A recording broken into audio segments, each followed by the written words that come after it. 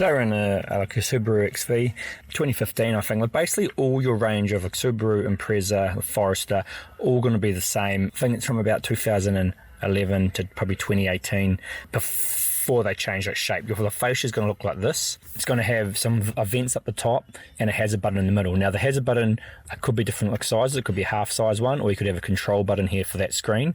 That's okay because our kits come with that like sort of in it. And then around the AC, it's either going to have a sort of like a silver trim or like non-silver trim. So if it has like non-silver trim, you need like this skew for this video, like this one. If it has like silver trim, it's just a different skew you need. They're just slightly different, but that's how you tell the difference. Don't really worry about the button in the middle because we include the insert for both. Just checking out the trims. So we're going to go through and take this like unit out now. Now we've got trim tools in our kit. These pull out are pretty easy. Just be careful on some models. This piece of plastic up the top here is super. It's not UV like stabilizing. It can crack easily. So just be careful up the top. So basically though, if your trim tool in the top here, I could get my hands in here on this one because it was pretty easy. That whole thing just pops out like that. Fairly straightforward. And you pull it out. And there's just a couple plugs in the back here we need to unplug up behind the AC and behind the hazard, and we can pull the whole lot out. So that's that one out, and then there's one up the top here. I'll show you these once they come out. They just have a small little switch to push on the top here to get them out. Tough to get over here so I can actually see. Now if it's a bit tough, I'm just going to use a trim tool to push this tab down. I'll show you that in a second. So there we go, that's out now. Just use the trim tab. That whole thing comes out, so you can see that's the AC panel down here. We'll take a few things off here when we do it. That was the hazard, and that was like the bottom one. So both of those just have a push button on the top. I'll push it down and pull out. If it feels a bit stuck, push it all the way back in, push down hard and pull out. And if you not need to, you can put the trim tool on to help you push it down and pull out. So that is basically that. Then we've got these 4 screws here, and we'll pull this like unit out. We're actually replacing this unit. It's actually a friend of one of our staff members here, but the reverse camera stopped working. They went to the dealership and they charged them $200 and did like nothing. So they might as well just replace the whole unit to get the reverse camera like working. So we'll also find out why that wasn't working anymore, because we're actually on a no trigger here for the reverse camera.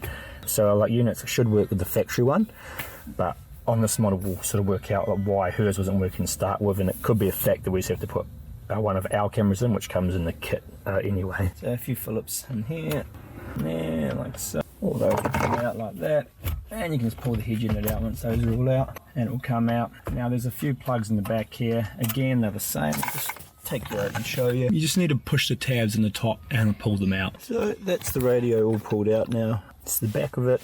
And if we come in here, you can see these are all our plugs here. It did have like an earth one on the chassis at the bottom, so just remember that. I'll pull them all up, you can see them all. Radio, there's a green one here, and that's a factory USB port, which might be in the glove box, I'll check. So that's all our plugs, so that's fairly easy to get out like that. And I'll show you what's in our kit. Alright, so this is everything that's in the kit. Probably looks like a bit at the start, but we'll explain it to you. We have like a manual, that's just like a flyer there for us. Here's our main unit and like the fascia.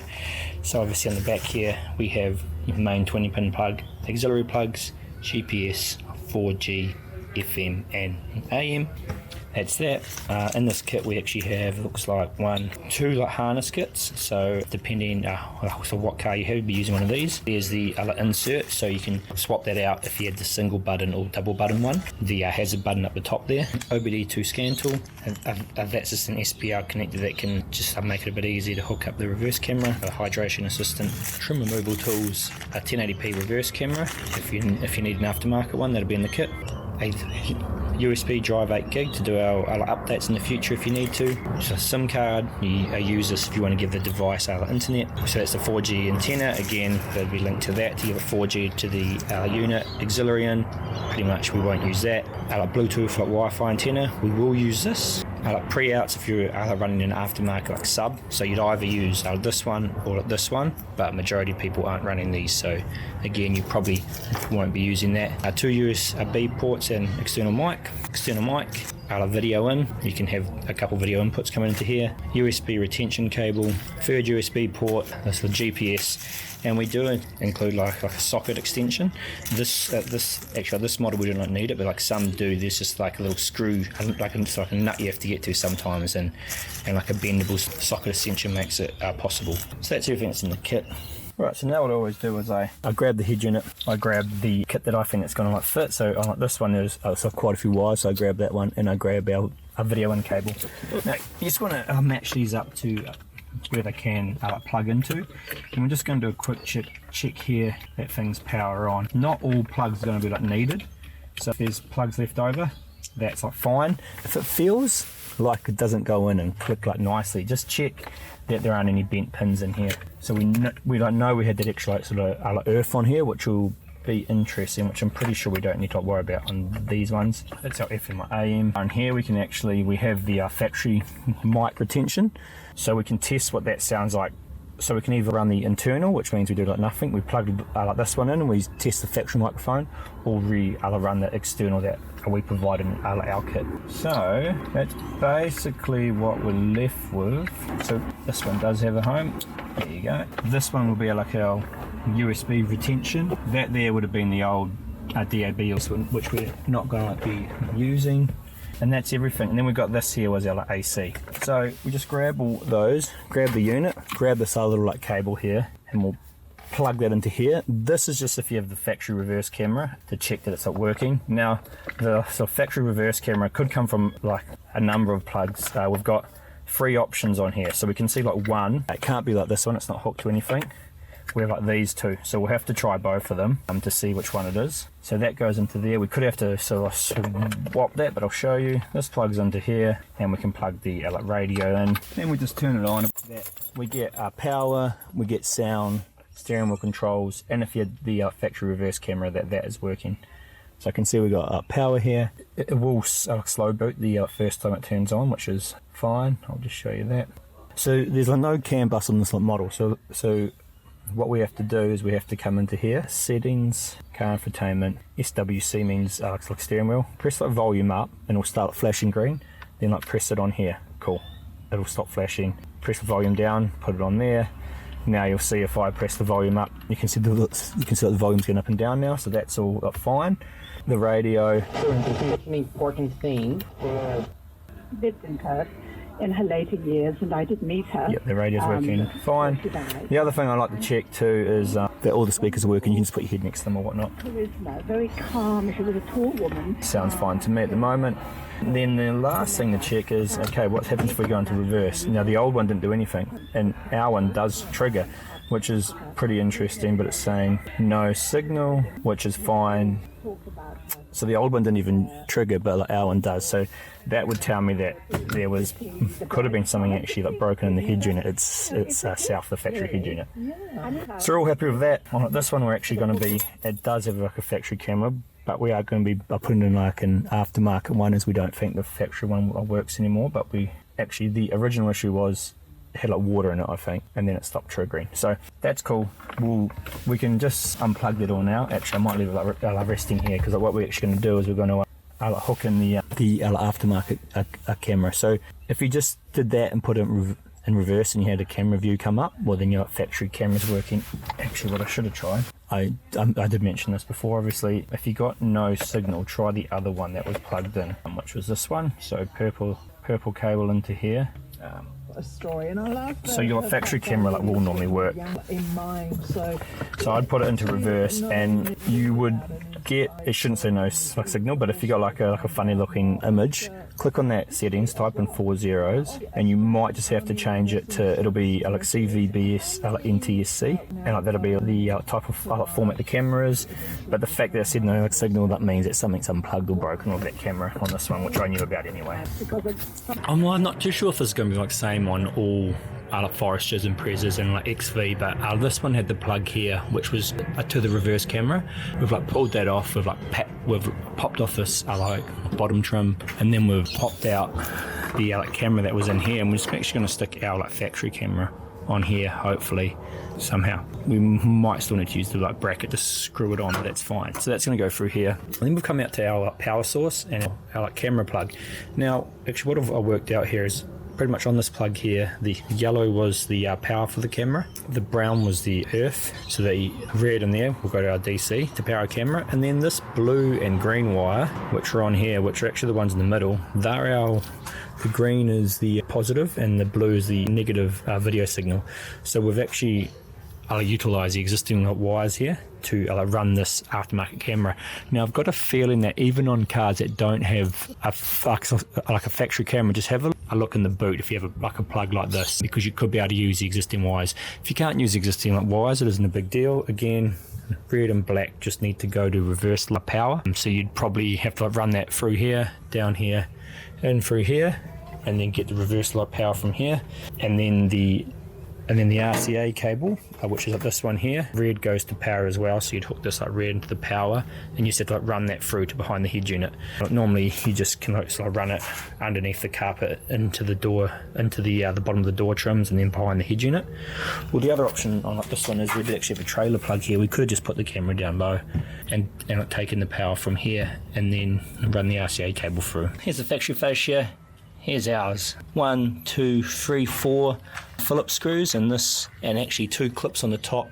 They're just lever up with like a flathead, and that'll pull out that. That'll just clip onto our one like so. And then you've got the hazard button. That's just got 2 push-in things on either side, so you push both of those in and it goes through, and then it'll go backwards into our one like that. And then these clips here, so are the AC vents. So they've got clips around the outside, 1, 2, and 2 on the top. This I cracked here. Like I said before, these cars, all this is real brittle at the top always.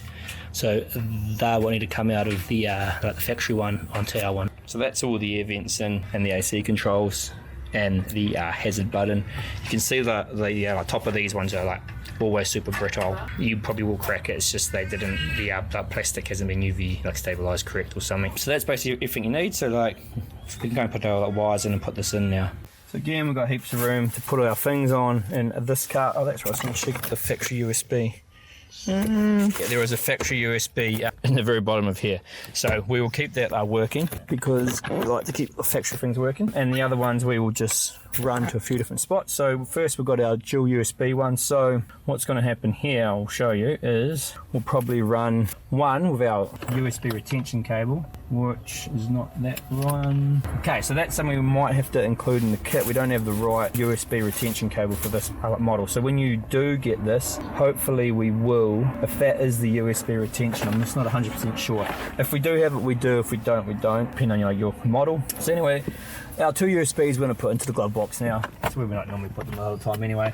So that's pretty straightforward. You can run them behind this or in front of this, but obviously just get your hands down there, run them both through like so, put them into there. Now this one, our mic, we will plug into this one right here, and we'll see, before we put it all together, we'll see what it sound like, because we have 3 options. We have that plugged in, run our external one that we have in the kit that we can plug in and run up to the A pillar up there, or just have none and use the internal one. So we'll see, we'll do a test. I'm pretty sure on the Subaru the mic sounds pretty good like the factory mic still, which is cool. We got that to work. SIM card tray, put it the same in here. That's if you want to give the unit data the whole time. So if you don't know what that's for, then you probably don't even need to worry about too much, but it's good just to have in there, so then it's easy to get to. GPS antenna, this just needs a clear view of the sky with no steel above it, so actually just directly under here is perfect. The only time that would get affected is if you did put stuff on top of there like something steel, but I don't think anyone really does. So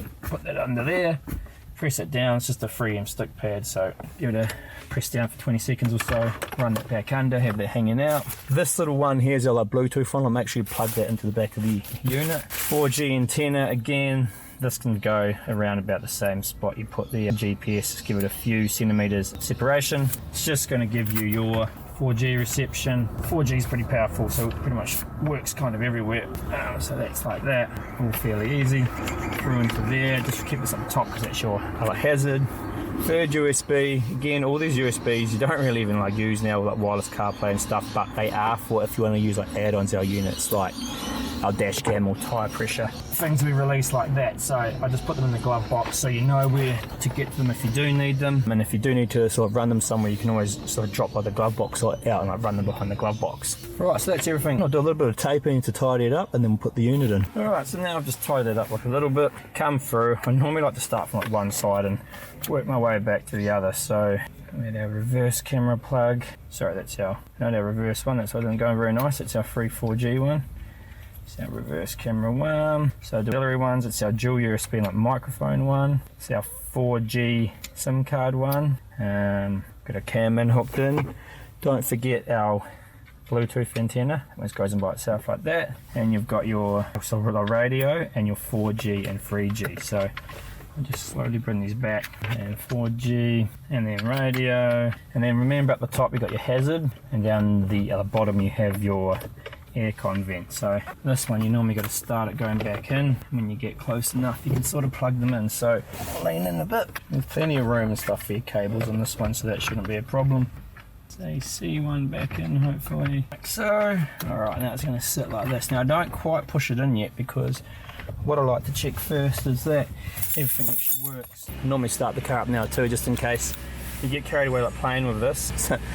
Sometimes you spend a little time in here, get carried away, and then the actual unit goes, the car can go flat.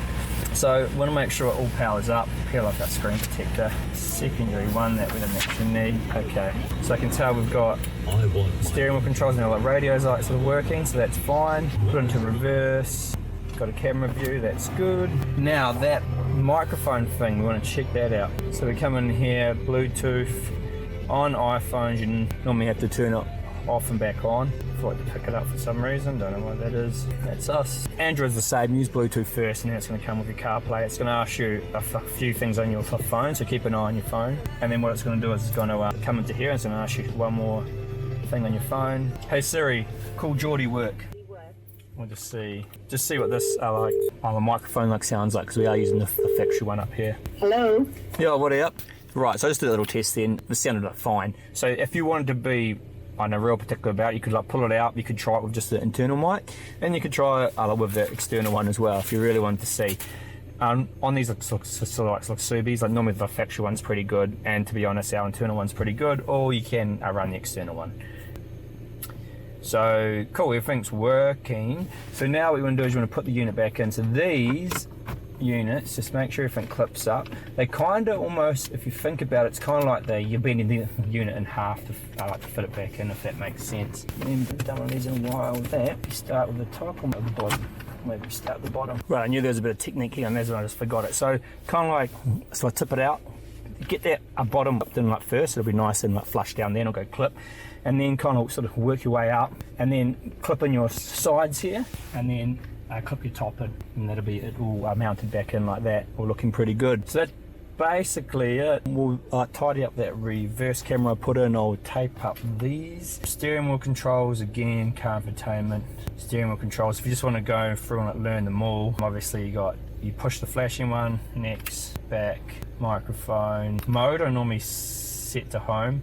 Telephone answer and hang up you can set to whatever, doesn't matter too much, but that's basically it. So that gives you all your steering wheel controls all happening, and you can quickly go back home with the mode button. So there we go, it's all pretty easy install here. We managed to reuse those old wires for the reverse camera, and we put our reverse camera on. I'll show you that in a second. So if you are using the factory one, that's fine, it's going to work as it is. You're going to run our one, you might even be able to use those same like wires if your car doesn't have one, because I think even the non-reverse camera versions could have that same plug. But there you go, you got obviously the wireless CarPlay, all Android Auto, steering wheel controls all working, reverse camera works.